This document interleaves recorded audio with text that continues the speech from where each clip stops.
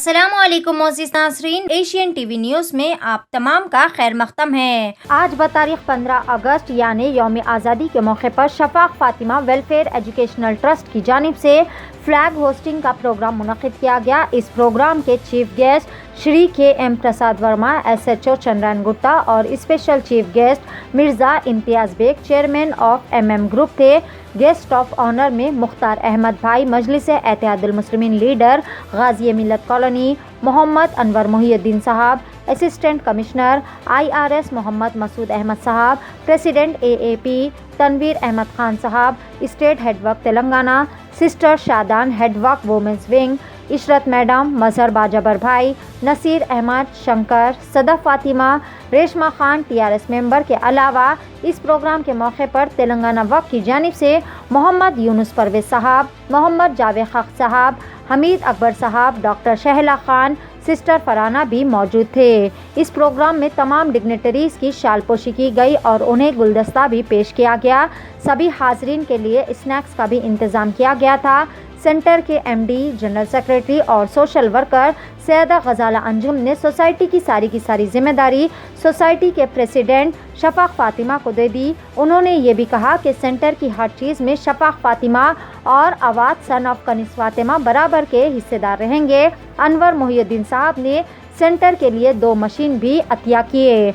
आखिर में सैयदा गजाला अंजुम ने इन सब का शुक्रिया भी अदा किया गया और साथ ही साथ एशियन टीवी न्यूज़ के रिपोर्टर फारूक खान की भी शालपोशी की गई। आइए देखते हैं इस मौके के चंद मनाजिर। पेश है रिपोर्टर फारूक खान की एशियन टीवी न्यूज़ के लिए यह खुसूसी रिपोर्ट। और ताज़ा व अहम खबर से बाखबर रहने के लिए हमारे चैनल को सब्सक्राइब ज़रूर कर ले। नहमदुहु नुसल्लिहि अला रसूलिल्लाहिल करीम, अम्मा बाद। अस्सलामु अलैकुम व रहमतुल्लाहि व बरकातुहू। जैसे कि आप तमाम लोग मेरे इस चेहरे को भी जानते हैं और मेरे नाम को भी, मेरा नाम सैयदा गजाला अंजुम है। आप लोग जानते हैं कि मैं शफ़ाक़ फ़ातिमा वेलफेयर एजुकेशनल सोसाइटी की MD, general secretary, social worker, MDS group member थी आज तक। लेकिन आज अल्हम्दुलिल्लाह मैं anti crime, anti corruption, human rights से हैदराबाद डिवीज़न से मैं प्रेसिडेंट भी हूँ वुमेन विंग्स की। तो अल्हम्दुलिल्लाह खिदमत खल्क़ के काम तकरीबन मैं 1999 से मैं करते आ रही हूँ। लेकिन 1999 से करते आ रही हूँ मैं। लेकिन अल्हम्दुलिल्लाह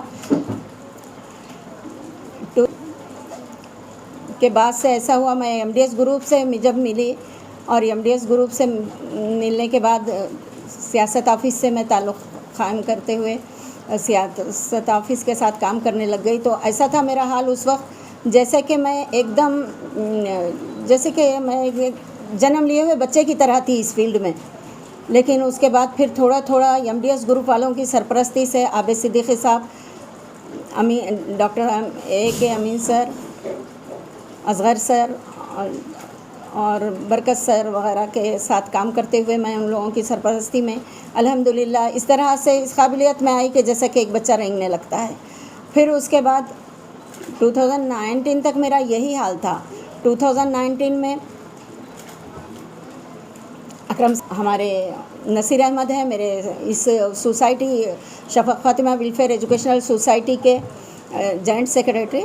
मैं रूहानी अंदाज़ में मैं बेटा मानती हूँ और वो मुझे माँ का दर्जा अता किए हैं। तो उस हिसाब से तो नसीर अहमद के कुछ प्रोग्राम होते हैं, तो उस प्रोग्राम में मेरी मुलाकात अकरम सर से हुई थी, मुमताज़ अली अकरम साहब से। तो NRI हैं वो अल्हम्दुलिल्लाह।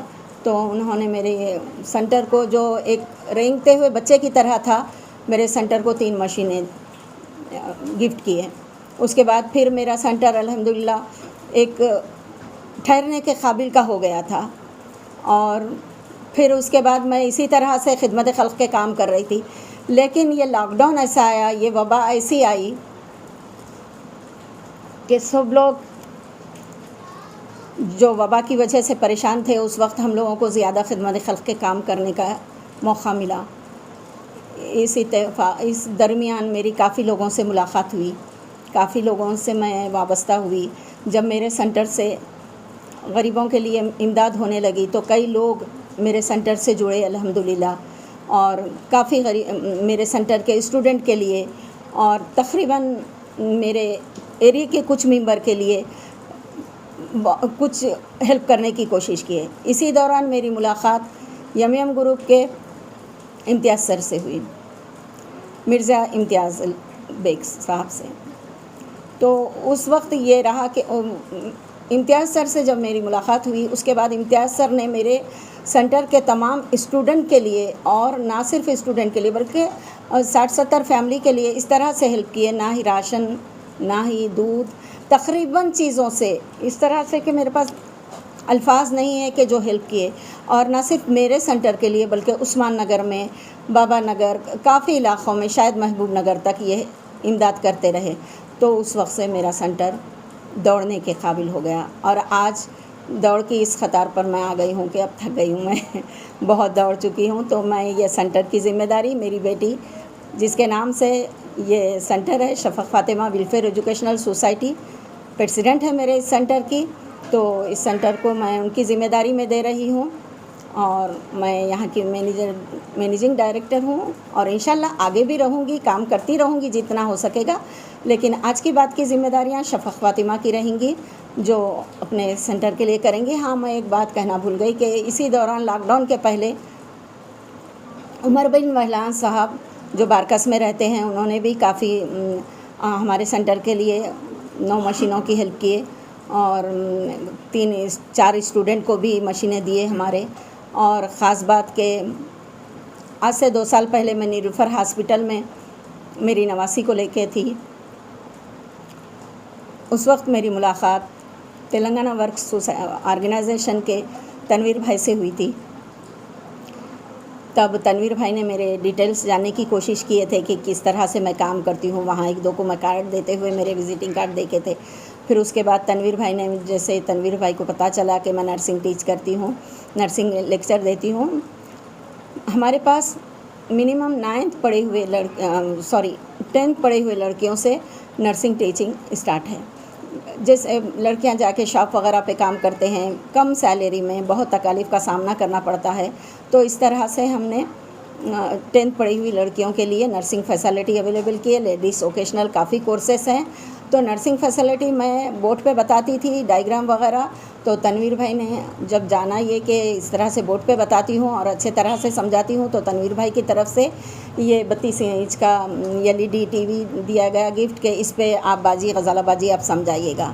तो फिर उसके बाद मेरी लड़की शफ़क़ फ़ातिमा जब ग्रेजुएशन कंप्लीट किए, और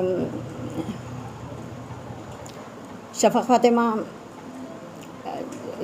डिग्री भी कंप्लीट किए, ITI कोर्सेज़ कंप्लीट किए, फैशन डिज़ाइनिंग वगैरह। तो उस हिसाब से तनवीर भाई की तरफ से जैक मशीन गिफ्ट मिली शफ़क़ फ़ातिमा को। तो इस तरह से काफ़ी लोगों का साथ रहा, और सबकी मैं तहे दिल से शुक्रगुज़ार हूँ। आज भी तेलंगाना वर्क्स ऑर्गेनाइजेशन के लोग सब मेरे साथ हैं, और हमारे नसीर हैं, मज़हर भाई हैं, तनवीर भाई, तकरीबन पूरे तेलंगाना वर्क्स सोसाइटी के। बाजी आपका नाम बताएंगे? शादान बाजी हैं तेलंगाना वर्क्स ऑर्गेनाइजेशन से। ये सब मेरी हिम्मत अफजाई के लिए आए हैं, और मैं तहे दिल से सबकी शुक्रगुज़ार हूँ, और सबका शुक्रिया अदा करती हूँ तहे दिल से, जो मेरे बुलाने पे यहाँ पर आए अपना कीमती वक्त निकाल के। और मैं इम्तियाज़ सर का भी शुक्रिया अदा करती हूँ तहे दिल से। आज कुछ ज़्यादा मसरूफ़ है इम्तियाज़ सर, कुछ पर्सनल मसरूफियत की वजह से आज आ नहीं सके इम्तियाज़ सर, लेकिन हमेशा से ताउन किया है इम्तियाज़ सर ने मेरे सेंटर के लिए, और फिर मेरे स्टूडेंट के लिए। जिस वक्त मेरे स्टूडेंट के पास हरीरा पीने के लिए आटा तक नहीं था, उस कुछ स्टूडेंट के पास, पूरे नहीं, तो उस वक्त इम्तियाज़ सर ने थैलों से राशन ला के दिया था। तो मैं तहे दिल से शुक्रगुज़ार हूँ। मैं क्या कहूँ कि मैं यही कहूँगी कि मैं इम्तियाज़ सर जैसे नेक इंसान की तहे दिल से शुक्रगुज़ार हूँ, और आप तमामों की शुक्रगुज़ार हूँ। तनवीर भाई की तरफ से भी, तेलंगाना वर्क सोसाइटी की तरफ से भी मैं हमारे स्टूडेंट के लिए कपड़े, बुक्स वगैरह मिले थे। तकरीबन लोगों से मैं जुड़ी हुई रही, और आज इतना दौड़ ली इस वर्क में कि अब मैं मेरी ज़िम्मेदारियां शफ़क़ फ़ातिमा को दे रही हूँ। और इस सेंटर की ज़िम्मेदारियां ही नहीं, बल्कि इस सेंटर की हर चीज़ शफ़क़ फ़ातिमा की है। एक सुई भी है इस सेंटर की, तो वो शफ़क़ फ़ातिमा की है, और शफ़क़ फ़ातिमा ही इस सेंटर के ज़िम्मेदार हैं। और मेरा नवासा है अवध, जो भी अगर मुझे कुछ हो जाता है तो मेरे सेंटर की हर चीज़ में शफ़क़ और अवध का बराबर का हिस्सा रहेगा। और इसके साथ ही मैं अपनी बात ख़त्म करती हूँ। सबका शुक्रिया अदा करते हुए पहले अल्लाह और उसके रसूल का तहे दिल से शुक्रिया अदा करती हूँ कि मुझे जिससे भी मिलाया परवरदिगार ने काबिल लोगों से मिलाया, नेक लोगों से मिलाया, नमाजी हाजी लोगों से मिली मैं। और अल्हम्दुलिल्लाह दुआ गो तालिब हूँ कि आप तमाम भी मेरे लिए दुआ करें। बस इतना ही कह सकते। अस्सलाम वालेकुम रहमतुल्लाहि व बरकातहू। आज हम शफ़क़ फ़ातिमा वेलफेयर सोसाइटी में जमा हुए हैं। ये वो इदारा है जहाँ मुस्तहिक़ बच्चियों को यहाँ पर फ्री ट्रेनिंग दी जाती है, ब्यूटिशन, नर्सिंग और टेलरिंग वगैरह का। तो आप लोग हम लोग यहाँ पर आके देखें हैं, बहुत अच्छा माहौल है। बहुत अच्छे तरीके से यहाँ पर ये मैनेजिंग डायरेक्टर जो है सैयदा गज़ाला मंजूम मैडम साहब यहाँ पर साहबा जो यहाँ पर इस काम को अंजाम दे रहे हैं। तो मैं साहब इस्तेदार लोगों से गुजारिश करता हूँ कि वो यहाँ पर आए और यहाँ पर आकर यहाँ की हालत देखे, अपने से जो इमदाद हो सके यहाँ पर कीजिए, क्योंकि यहाँ पर नॉमिनल फ़ीस जो मुस्तहिक़ है उन्हीं से नॉमिनल फ़ीस ली जाती है। जो फ़ीस ब्यूटिशन की मार्केट में 5,000 रुपये, यहाँ पर नॉमिनल फ़ीस ली जाती है। तो आप लोग यहाँ पर आइए, यहाँ पर इनका साथ दीजिए, गज़ाला मैडम का, सबका साथ सबका विकास। तो मैं आप लोगों से फिर एक बार दरख्वास्त करता हूँ, आइए आप यहाँ पर इस सोसाइटी को आके देखिए। आप बहुत अच्छी तरीके से मेंटेन कर रहे हैं मैडम यहाँ पर। बस इससे ज़्यादा मैं आपसे क्या कहूँ, आइए एक बार आप लोग यहाँ पर विज़िट कीजिए। Thank you very much. अस्सलाम वालेकुम। पिछले साल की तरह इस साल भी हम 15 अगस्त के मौके पर जो है 75th 15 अगस्त को यहाँ पर जमा हुए हैं।